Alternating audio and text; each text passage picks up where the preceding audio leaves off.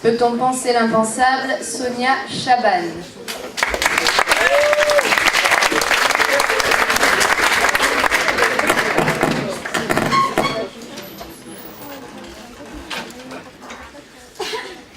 Dans un paysage méditerranéen, aux rochers durs, secs et ensoleillés, se détachent sur l'azur du ciel et de la mer 3 montres molles, posées comme de vieux chiffons sur un arbre mort, un coin de table ou encore une charogne infâme, une carcasse superbe dont les formes s'effaçaient et n'étaient plus qu'un rêve.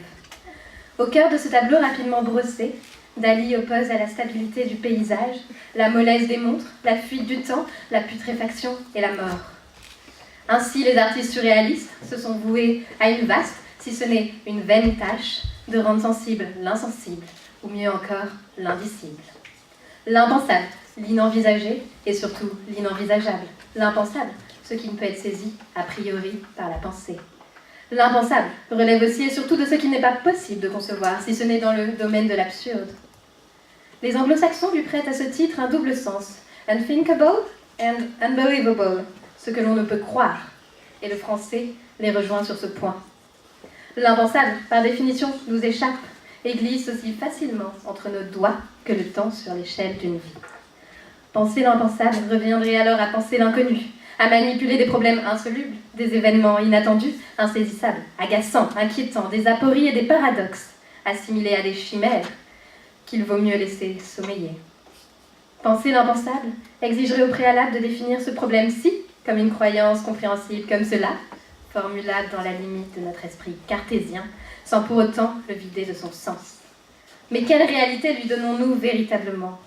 Prenons pour exemple la plus grande peur de l'homme, oublier les élections à venir et les investitures américaines.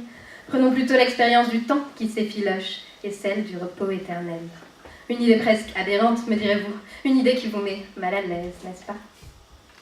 Une idée que nous n'osons pas même formuler à nos proches, encore moins à nous-mêmes, ni rendre potentiellement envisageable, sans quoi on en perdrait la raison et ses amis par la même occasion. Les rêves en apparaissent à ce titre la plus remarquable illustration. Il est vrai que les songes rendent impossible l'éventualité de notre mort, à l'image d'une chute sans fin qui n'entraîne au mieux que de vastes sueurs froides, ou au pire un réveil brutal. En effet, la mort est impensable et franchit des fleuves mythologiques au-delà des limites de nos raisonnements. Car comment seulement penser le silence éternel de ces espaces infinis, si ce n'est que par ce que nous ne connaissons déjà, c'est-à-dire le froid et le noir d'encre. L'impossibilité de penser l'au-delà nous empêche d'entrer en lutte avec nous-mêmes et en ce sens réduit cette expérience au crâne d'une simple vanité surplombée de 2 ambassadeurs humanistes. Aussi, s'il nous est impossible de penser l'impensable, nous avons vu qu'il est possible de le peindre, de l'écrire, de le dévoiler, de le confier, de le partager, de le vivre. Dans la plus grande aventure, à la recherche de ce temps perdu, un voyageur malade espère que la nuit soit déjà finie. Trompé par une lumière artificielle qui s'éteint, il fait erreur.